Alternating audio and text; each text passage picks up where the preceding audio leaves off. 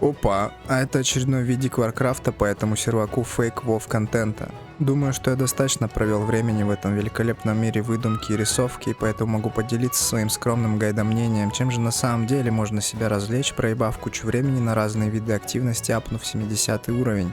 Речь пойдет о Realme RE52, естественно, про эндгейм наполнение и что оно из себя представляет. А если у вас до сих пор возникает вопрос, как запустить Project Ascension в России без пинга, у меня имеется решение на канале по этой проблеме. Проверяй. И вообще, зафоловься на канал, напиши, какой полезный ПЖ. Естественно, первым делом после получения 70-го левела я сообразил, для того, чтобы поднять свои первые фиолетовые шмоточки сносного итим уровня, достаточно будет обдрочить доску призыва, она же коллборда.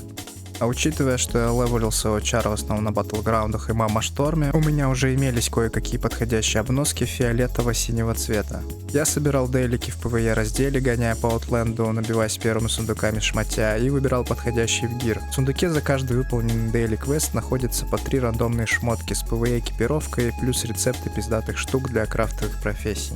Квесты с доски имеют систему накопления, то есть количество пропущенных раз стакаются, и вы можете репетить снова и снова одни и те же дейлики. Особенно удобно повторять wanted задания на килл-элитки, которые можно ёбнуть только вдвоем или лучше в 3 лица. А еще пизже будет, если на месте спавна стоит челик с переносной коллбордой, и вам не надо будет туда-сюда мотаться. Ну или можно купить ее самому на ауке или вдонить в магазе. Первое время я вообще бегал без скачанной полетки, но на одном таком дейли забеге рандом подкатил, спросив, есть ли у меня полеты, и закинул мне просто так 2000 деревянных, лол. Короче, после десятков таких сундуков можно кое-как прикинуть себе непозорных вещичек. Параллельно, когда уже ехала крыша от гринда, я брал дейли на БГ и данжики. В варианте батлграунда пиздато так лутануть 2 сундука. Один за дейлик с PvE портками, а второй за победу или проеб с PvP-шкой. Таким образом, накопив достаточно хонора и гира сумок, у вас будет надеваться и PvP комплект. Итого я выкупил, как хуяриться на БГшках вполне не скучно и провел тут огромное количество времени. Подумав, что отличной идеей будет попробовать аренку, подметил, что здесь можно сразу зарегаться в нерейтинговую арену 1 на 1, 2 на 2, 3 на 3 без поиска команды, без всего этого взаимодействия с людишками. Это заебись. Но рейд-система арены также регается по кнопке и ебать голову не предстоит. Короче, как только я попал на несколько арен, мне сразу же нормально так отъебали, тем самым отбив пока что все желание продолжать пытаться.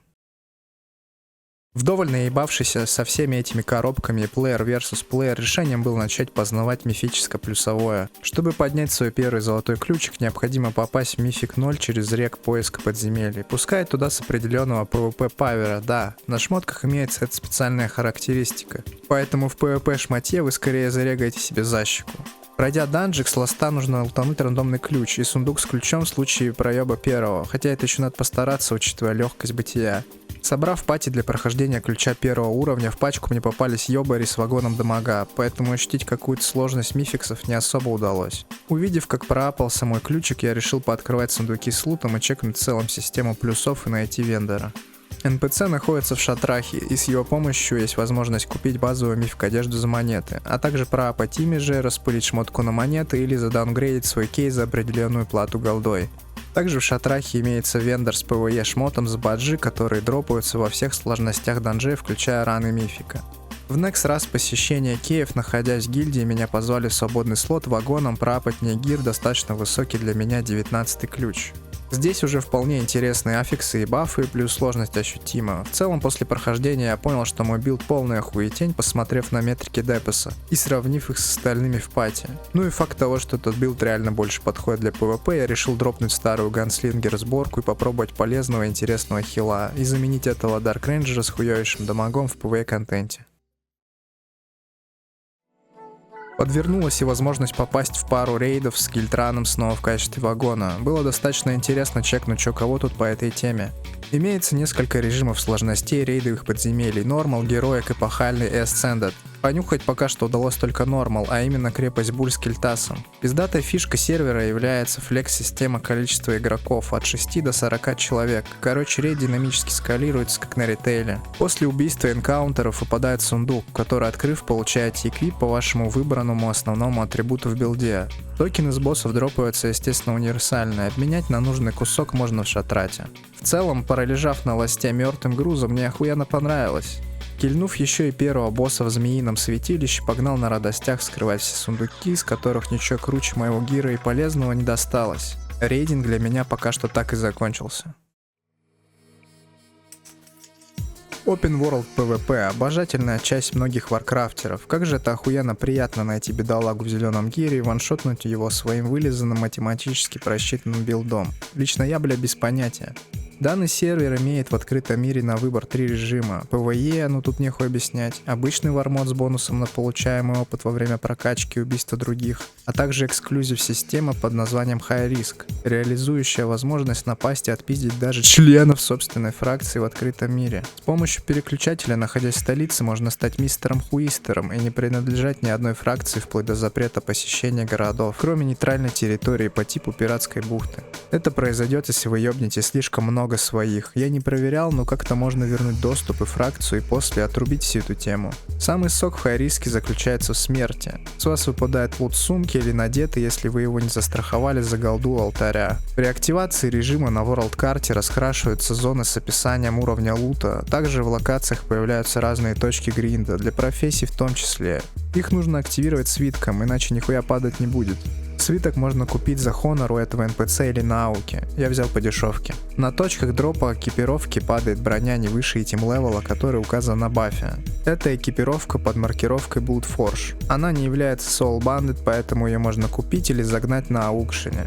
Хотя, чекнув нынешнее состояние, она нахуй никому не упала. Мало кто этим вообще занимается, да и все одеты-переодеты 100 раз. Ждем нового сезона и дропа лича хули.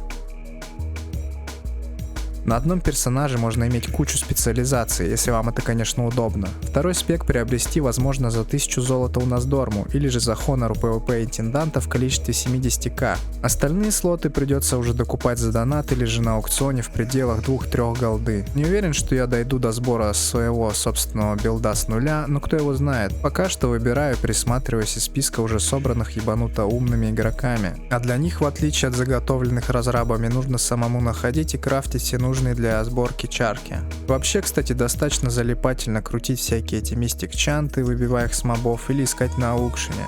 А для многих легендарных свитков нужно выполнить какие-нибудь достаточно интересные условия, типа пройти квестик и собрать всякую чепухню. Больше всего в этом всем порадовало, что все эти активности разбросаны и выполняются в классических локациях. Лично мне всегда по кайфу гонять по ним с какой-то определенной целью, а не просто скипать и забывать старые атмосферные локи после очередного апа персонажа.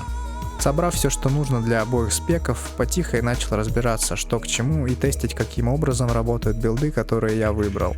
Было решено проверить циферки дамага на манекенах и моношторме. Не особо планирую чистить вилкой данную роглайк тему до ебанутых значений этажей, но в моношторме иногда залипно зависнуть на часок-другой. Дроп эквипа сундуков постепенно повышается вместе с цифрами этажа, как и сложность. Пока что единственная цель — купить птицы маунта и переносной алтарь, плюс бафы, хуяфы собрать всякие. Валюту для всего этого дела не так быстро нафармировать, кстати. Также данную дрочильню юзают в группе для фарма голды и левелинга, я смотрю. Вроде суть в том, чтобы пролетать с 1 по 50 этаж и по новой. Видимо, скорость прохождения и лут для продажи самая оптимальная этих цифрах. Хуй знает, надо пробовать. Как раз золотишко у меня всегда проблемсы. В общем, рак серва — это задумка моноштормена или нет, до конца понять сложно. После многих часов геймплея на основном челике я малёха подзаебался. И вспомнил, как приятно тут на самом деле происходит прокачка чара и про существующие челленджи типа хардкора. Ресетать спек в режиме престижа я не стал, да и все-таки хочется реально другого персонажа и начального контента. Пролистав весь список, я определился потраить режим Nightmare, за прохождение которого положен какой-то флаймаунт и что-то еще. На этот триал выделяется 5 жизней и дебаф, который увеличит весь физический урон на 300, а магический на все 500% по вашему чару. Ну и OFK, запрет на пользование всеми удобствами мира Варкрафта, аукцион, почта, ауры, моноштормы, данжи, БГ и так далее. Я закупился фамильным шмотом, благо это разрешается, и вылез из склепа, собрав магический спек танка. Не знаю, сколько я продержусь, но пока вполне заинтересован, глянем помянем. В заключение могу сказать, что занятий на серваке дохуя и много. Как видите, контента на самом деле куча. Единственное, сейчас, я так понимаю, игроки в полу-АФК режиме из-за того, что давно не было нового сезона, и все просто ждут, когда наконец дропнут Lich King патч. Как по мне, залетать сейчас само то, понять, как работает сервер и его фишки, плюс подготовиться к личу. Кто досмотрел данный мувик, респект, остальным соболезную, конечно. Не поленись лайк поставить и что-нибудь написать под видиком. Подписывайся на этот канал и мой Twitch. Пока!